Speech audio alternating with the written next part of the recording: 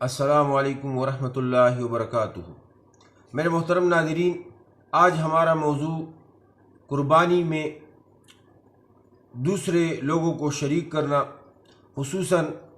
حضور علیہ الصلاۃ والسلام کے لیے قربانی کرنا یا دوسرے ہمارے جتنے اکابر و مشائخ یا جن کے والدین فوت ہوئے ان کے لیے قربانی کرنا، تو یہ شریعت میں کیسا ہے؟ میرے عزیز دوستو، کسی غائب کے لیے قربانی کرنا اس کی اجازت کے بغیر اگر زندہ ہو تو وہ جائز نہیں ہے، جب تک اگر وہ موجود نہ ہو، وہ مسافر ہو یا وہ دوسرے مقام پر ہو، خصوصاً عرب امارات میں یا یورپ میں یا امریکہ میں ہو، لیکن وہاں سے وہ اپنے رشتہ داروں سے کہتا ہے کہ میرے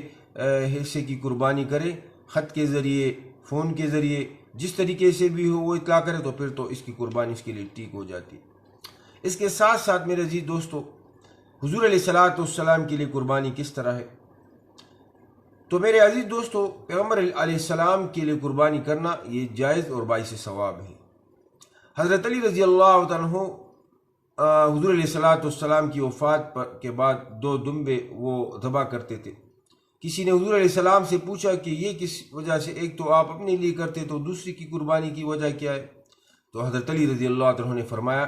کہ حضور علیہ الصلاۃ والسلام نے مجھ سے فرمایا تھا کہ میرے بعد میرے حصے کی قربانی کرنا،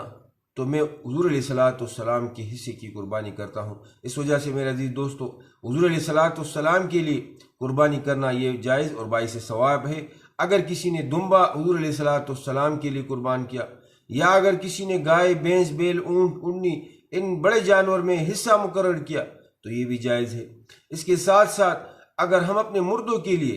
جو وفات پا چکے، دنیا سے چلے گئے، ان کے ایصال ثواب کے لیے ایک آدمی اگر ایک حصہ جانور قربانی میں ایک حصہ سارے مردوں کے لیے ثواب کے لیے بخشتا ہے یا پوری امت کے لیے بخشتا ہے تو یہ ٹھیک ہے، لیکن اگر ایک آدمی پوری امت کے لیے ایک حصہ مقرر کرتا ہے اور اس کو نفلی حصہ کہتا ہے کہ میں ہر ایک کے لیے اس میں حصہ مقرر کر رہا ہوں، تو یہ قربانی درست نہیں ہے، کیونکہ یہ ایک حصہ پوری امت میں تقسیم کرنا وہ تھوڑا تھوڑا آئے گا، اس وجہ سے پورا حصہ کسی کو نہیں پہنچتا، یہ ٹھیک نہیں۔ البتہ ایک حصہ پوری امت کے لیے ثواب کی نیت سے حصہ مقرر کیا جائے، یا ایک بکرا یا مینڈا ذبح کیا جائے یا دمبا ذبح کیا جائے تو پھر یہ ٹھیک ہے۔ اس کے ساتھ ساتھ میرے عزیز دوستو، اگر مردوں کے ایصال ثواب کے لیے ہمیں قربانی کرنا ہے تو اس میں ساری امت کا سوچنا ہوگا، اس وجہ سے سارے لوگوں کو اس کا اجر و ثواب پہنچے گا اور سب اس اجر میں وہ شریک ہوں گے۔ اللہ جل جلالہ ہمیں اپنے